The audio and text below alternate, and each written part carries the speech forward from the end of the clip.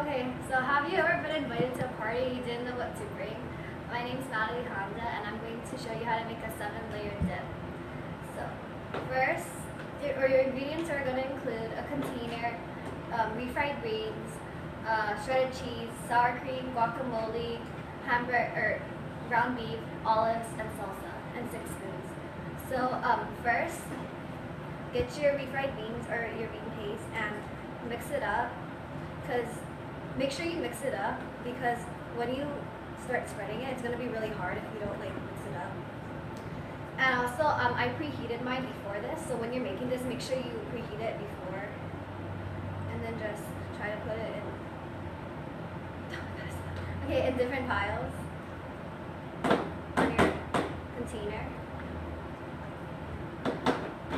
It's easier to make different piles when you're spreading this, so you can get it in all the different corners of your container. Paste is kind of hard to spread, so just try your best to get it in all the corners and spread it out as best as you can. And when you're using this, I usually make 2 layers, so I put all these ingredients once and then I do it again. So I have a total of 14 layers, but I'm only gonna do 1 layer this time. But if you're planning on doing 2 layers, make sure you save at least half of your ingredients so you have enough for the next one, or buy 2. Okay. So next, you're going to get your hamburger, and prior to this, make sure you cook it. And when you're cooking it, chop it up into small pieces, kind of like this, so they're not really big. Otherwise, they're gonna make your dip really chunky. And we also add taco seasoning, just to kind of give it more flavor, but you don't have to. You can do whatever you want. So yeah. And then spread it on top of your piece. And I do this a lot because if you feel like you need more of it and there's some spots that are missing, just add more. And kind of just fill in those spots that are empty. Okay. So after you did your hamburger, get your chopped olives and kind of mix it up too, so it's much easier to spread and it's not all stuck together. And just like the other ingredients, put it in separate piles in your dip. And sometimes I kind of learned from experience that you don't want to put too much olives because then it looks like a lot and it kind of tastes like it has too much olives in it. I'm not a huge fan of olives, and so I just try not to put too much. And also when you're spreading, a good tip is to not make it all in one area. In your dip, try to spread everything evenly, and so it's not like one side only has all the ingredients. After you do your olives, get your sour cream, and this ingredient is kind of hard to mix or to spread because it's really stuck together. And so you want to make sure you mix it up really well before you spread it and put it on your dip.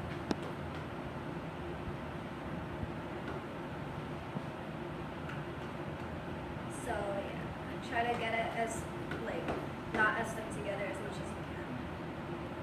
And then just like everything else, put it in different piles. So pretty much this dip is easy because you're just doing the same thing for all the ingredients, and you're just layering it on top of each other. So when you spread this, it might stick to the other ingredients like this. So you just have to try your best not to push the ingredients down lower, but try to evenly spread it out towards the side. You don't want to make the dip lopsided. And you also want to take your time with this. Don't rush or anything. And when you're doing this, you can feel free to do it put the ingredients in any order you want to. This is just the way I do it. So yeah. And then it's a little lopsided, so you just try to spread it out so it's even.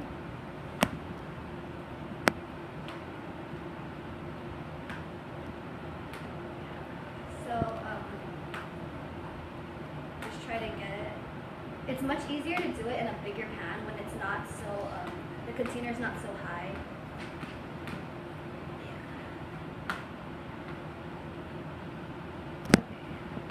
And your sides might get a little messy, so after that, especially if you're taking it to a party, you want to like wipe the sides when you're done.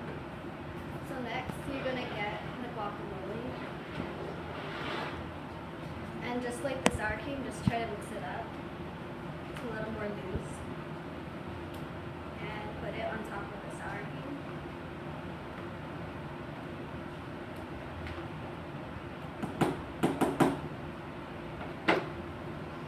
This one is a much easier layer to spread because it's more looser and it's on top of another liquid instead of like the sour cream was on the olive, so it was much harder to spread.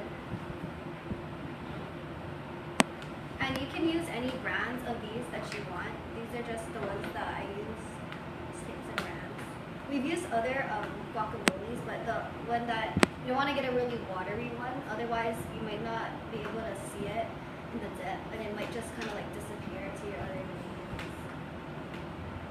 So yeah, try to get it as flat as you can.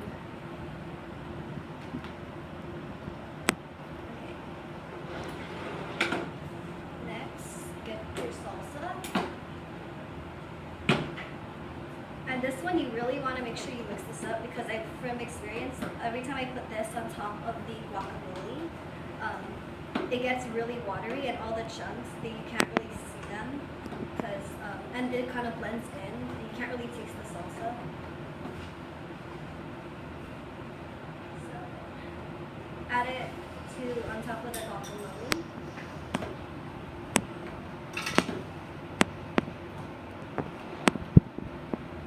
And this one will kind of like disappear a little bit under your guacamole, but just try to spread it as best as you can.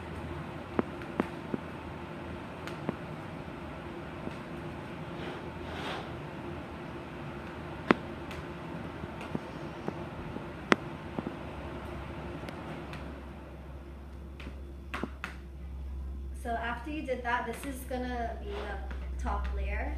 Your cheese, you wanna get your cheese, shredded cheese, and so I'm gonna use a spoon for this, but usually I just use my hand, or we get the bag and we like just layer the cheese. So since this is your top layer, you wanna like make it the nicest. So try to get it as like evenly as you can. And it's kind of easier to spread it with your hand, but I'm gonna do this with a spoon right now. So, and if you're gonna make another layer on top of this, use a little bit less than half of the bag of cheese, because you want to save like most of it for the top.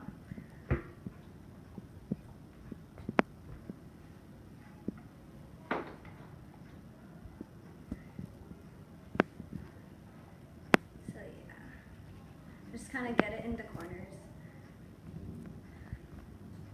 You want to get as much as you can like in the corners or on the sides, because that's like going to be the first thing that people eat is the corner. And since this is the top layer, you want to like put as much cheese as you can, just so for, you know, if you want to like make it look really nice.